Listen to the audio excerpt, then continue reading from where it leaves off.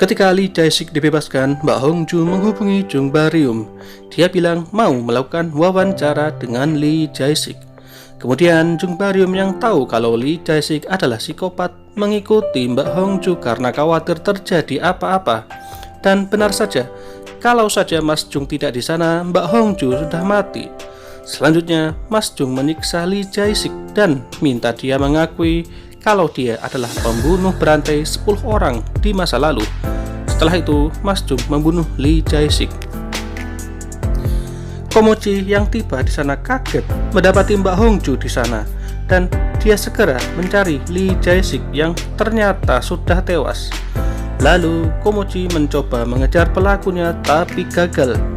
Dan keesokan harinya, berbekal video pengakuan Lee Jae-sik, polisi menemukan mayat korban-korban Lee Jae-sik. Mbak Bongyi yang mengetahui Mas Jung yang membunuh Pak Beceret berusaha berpikir positif karena Mas Jung berusaha melindunginya. Dan Mbak Bongyi terus berusaha mendekati Mas Jung untuk memberi semangat hingga Mas Jung yang lagi galau pun luluh. Dan malam hari mereka ngobrol-ngobrol di taman dan mereka pun berciuman. Sementara itu, ketika Mas Jung menemui penasihat spiritualnya yaitu Dr. Lee, Dr. Lee memberikan sebuah kertas di mana Dr. Lee berkata, dia adalah targetmu berikutnya. Dia adalah predator kelas atas. Entah siapa psikopat itu, yang pasti Jung Baryum menolak. Dia ingin membunuh psikopat dengan kemauannya sendiri.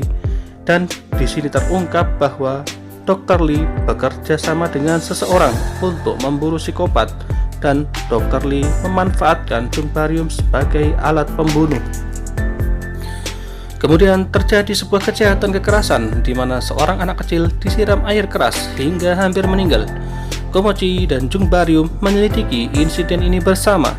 Dan Mas Jung lebih dulu mencurigai seseorang yang anggap saja namanya Pak Gatot. Dia adalah penjual daging yang pada saat kejadian dia mendatangi anak itu di sekolahnya. Kemudian Jung Baryum menyelinap ke rumahnya untuk mencari sesuatu untuk dianalisa gen psikopatnya oleh Dr. Lee. Dan benar saja, DNA Pak Gatot mengandung gen psikopat. Selanjutnya, Mas Jung mendatangi Pak Gatot dan menyiksanya. Kemudian menyiram air keras sampai Pak Gatot tewas. Komochi yang akhirnya menyadari pelaku kekerasan adalah Pak Gatot segera ke rumahnya, tapi terlambat, Pak Gatot sudah tewas. Setelah beberapa hari berlalu, Komochi teringat almarhum kakaknya dan Komochi berkunjung ke rumah Mas Jung untuk ngobrol-ngobrol sambil minum wedang jahe. Ketika lagi ngobrol, Komochi menunjukkan kalungnya di mana di situ ada foto keluarganya. Dan tiba-tiba Mas Jung bilang, kalungmu sama dengan milik kakakmu. Keesokan harinya, Mas Jung yang lagi bersih-bersih rumah tiba-tiba menemukan kalung Komochi. Dia mengira kalungnya Komochi ketinggalan. Dan setelah tiba di kantor, ketika hendak mengembalikan kalungnya, Mas Jung kaget.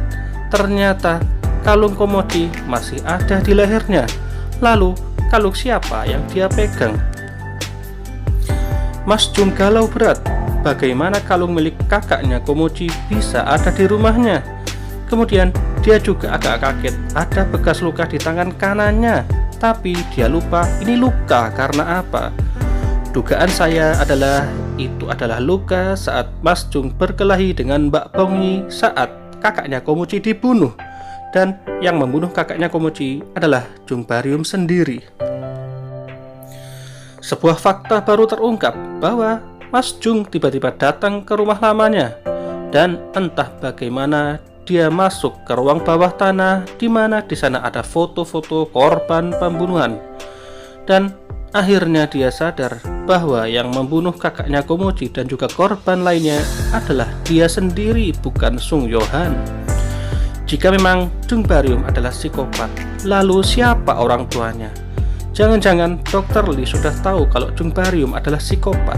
Entahlah, kita tunggu episode selanjutnya.